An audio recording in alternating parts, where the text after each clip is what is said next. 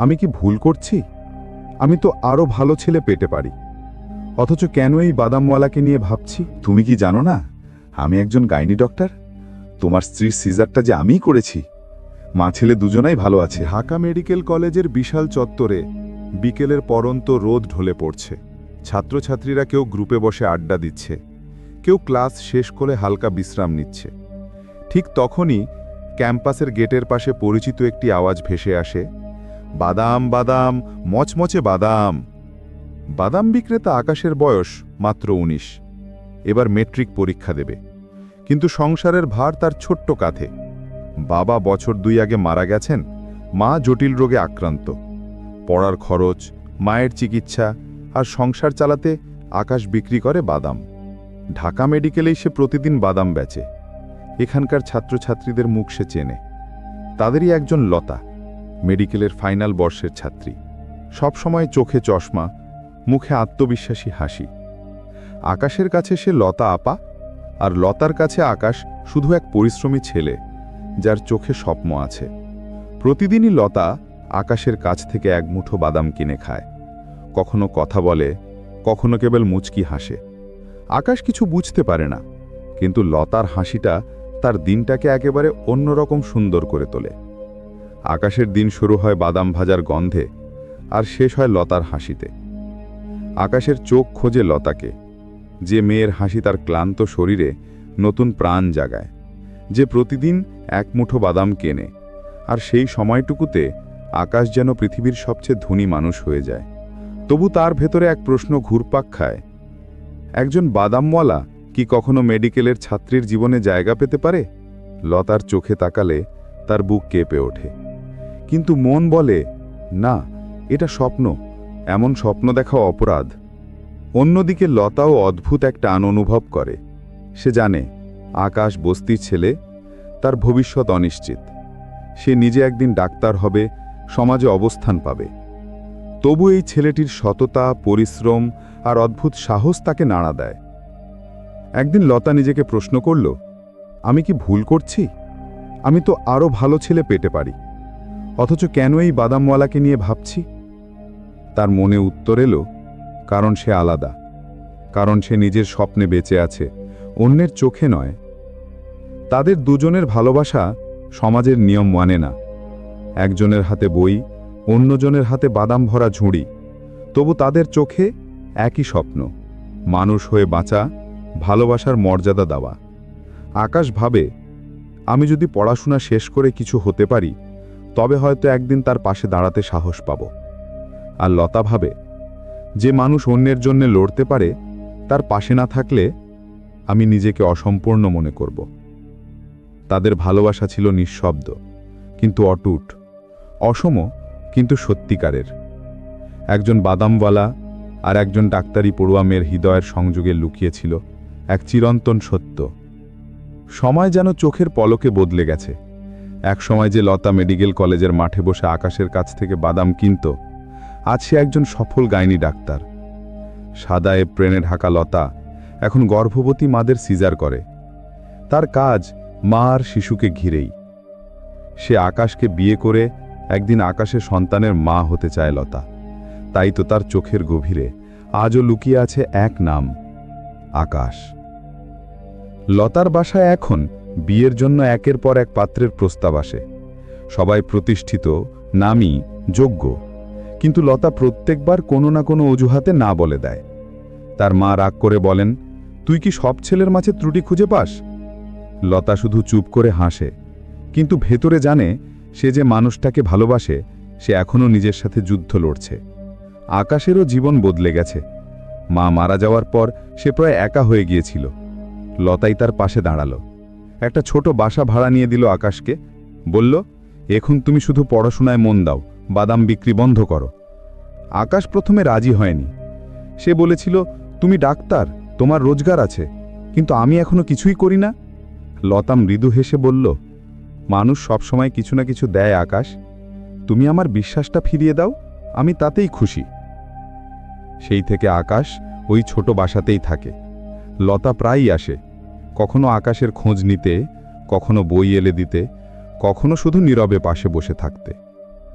মাঝে মাঝে লতা বাসায় বলে সে বান্ধবীর বাসায় থাকবে, কিন্তু সে আকাশের সাথে রাত পার করে দেয়। বিয়ে হয়নি তাদের, কিন্তু তাতে কি, তারা স্বামী স্ত্রীর মতো দিন কাটাতে থাকে। তাদের মধ্যে এখন এক অদ্ভুত বোঝাপড়া। আকাশ এবার ইন্টারমিডিয়েট পাশ করেছে। লতা খুশিতে চোখে জল এনে বলল, দেখবে তুমি একদিন অনেক বড় হবে। আকাশ হেসে বলল, তুমি যদি পাশে থাকো আমি পৃথিবীও জয় করতে পারি। এরপর থেকে লতা নানা অজুহাতে আকাশের বাসায় আসে। তারা একসাথে গল্প করে, কখনো সন্ধ্যার চায়ের কাপে মিষ্টি নীরবতা ভাগ করে নেয়, আর রাতে তো গভীর প্রেমে আচ্ছন্নই থাকে। ধীরে ধীরে তাদের সম্পর্কের গভীরতা এমন এক জায়গায় পৌঁছায় যেখানে ভালোবাসা প্রকাশের প্রয়োজন হয় না, দৃষ্টির মাঝেই সব বলা হয়ে যায়। ভর্তি পরীক্ষার ফল প্রকাশের দিন সকালে লতা হাসপাতাল থেকে ছুটি নিয়েই বেরোয়। তার বুকের ভেতরে অদ্ভুত এক উচ্ছ্বাস। আজ আকাশের নামটা হয়তো কোনো জায়গায় থাকবে। যে ছেলেটির জন্য সে এতদিন ধরে সংগ্রাম করছে, হয়তো আজ তার জীবনের নতুন দরজা খুলবে। কিন্তু লতা আকাশের মুখ দেখেই বুঝে গেল তার কোথাও চান্স হয়নি। লতা নিঃশব্দে তাকিয়ে রইল। তার চোখে হতাশার ছায়া ফুটে উঠল, কিন্তু পরক্ষণেই নিজেকে সামলে নিল। সে জানে এখন ভেঙে পড়লে আকাশও ভেঙে পড়বে। আকাশ, আমি তোমায় ভালোবেসেছি তোমার ফলাফলের জন্যে না, আমি ভালোবেসেছি তোমার সততা, পরিশ্রম আর চেষ্টা দেখে। একটাবার না হলে আবার চেষ্টা করো, জীবন তো একবারেই শেষ হয়ে যায় না। আকাশ চুপ করে তাকিয়ে রইল তার দিকে। এই মেয়েটা কতটা শক্ত, কতটা অটল, সে হয়তো বোঝেও না। ওদিকে লতার বাবা মার চাপ ক্রমশ বাড়ছে। বাবা মা একের পর এক পাত্র দেখছেন। তোকে এখনই বিয়ে দিতে হবে, মেয়ে হয়ে এতদিন অপেক্ষা ঠিক না, তোর বয়সও হচ্ছে। কিন্তু লতা বাবা মায়ের এসব কথাকে এড়িয়ে যায়।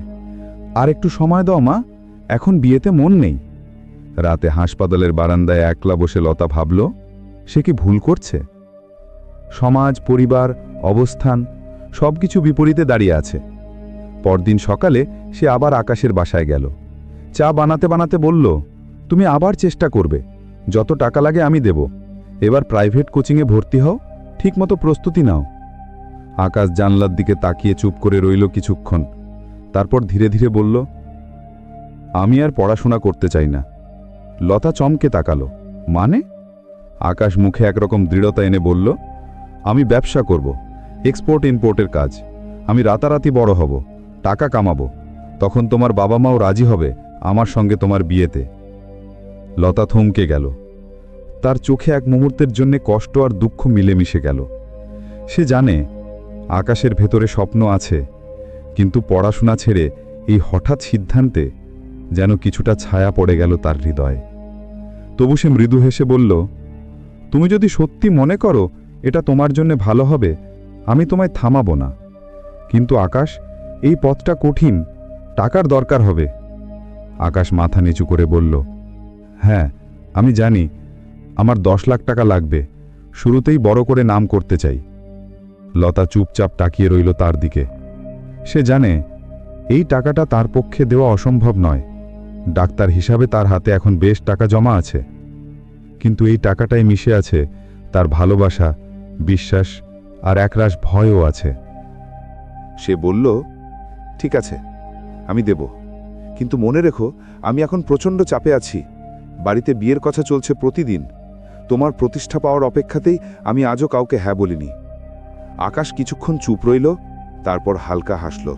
সে এগিয়ে এসে লতার গালে আলতো করে একটা টোকা দিয়ে বলল, আমার ডার্লিং, সব হবে, তুমি শুধু বিশ্বাস রাখো। লতা আকাশকে 10 লক্ষ টাকা ব্যবসার জন্য দিল। আকাশ প্রতিশ্রুতি দিয়েছিল, সব হবে ডার্লিং, তুমি শুধু বিশ্বাস রাখো। কিন্তু দিন গড়াতে গড়াতে সেই প্রতিশ্রুতির রং ফিকে হতে লাগলো। প্রথমে আকাশ ব্যস্ত থাকত ব্যবসার কাজে, ফোন ধরত না, মেসেজও দিত না। লতা ভেবেছিল হয়তো কাজের চাপে আছে, একটু সময় দিলে ঠিক হয়ে যাবে। কিন্তু সপ্তাহের পর মাস পেরিয়ে গেল, তবু আকাশ এলো না, ফোনও করল না। এদিকে অনেক দিন হলো সে আকাশের সাথে সময় কাটাচ্ছে না, তাই সে আকাশকে প্রচণ্ড মিসও করতে লাগলো। তাই একদিন সাহস করে গেল সেই বাসায় যেখানে একসময় তারা দিনের পর দিন সময় কাটাতো। কিন্তু দরজায় তালা। পাশের ভাড়াটিয়া বলল, আকাশ এখনই বাসায় আর থাকে না শুনেছি, বিদেশে ব্যবসা শুরু করেছে। লতার বুকটা হু হু করে উঠল। সে বুঝতে পারল আকাশ শুধু টাকা নিয়ে যায়নি, নিয়ে গেছে তার ভালোবাসা, তার স্বপ্ন, তার বিশ্বাস। কিন্তু তারপরও সে আকাশকে ঘৃণা করতে পারল না। প্রতিদিন সে হাসপাতালের ব্যস্ততার ফাঁকে এক মুহূর্তের জন্য আকাশের মুখটা মনে করত, যে মুখে একদিন সে ভবিষ্যৎ দেখেছিল। সময় গড়িয়ে গেল প্রায় 3 বছর। এক দুপুরে হাসপাতালে ডিউটিরত লতা অপারেশন থিয়েটারে ঢুকল। Caesarean case. রোগীর নাম দেখে তার হৃদয় কেঁপে উঠল। নাম মেহেজাবিন আকাশ। রোগিনীর নামের সাথে আকাশ নামটি দেখে তার বুক যেন কাঁপতে লাগল। তবু পেশাগত দায়িত্বে নিজেকে সামলে নিল। পরদিন সকালে হাসপাতালের করিডোরে দাঁড়িয়েছিল এক পরিচিত মুখ।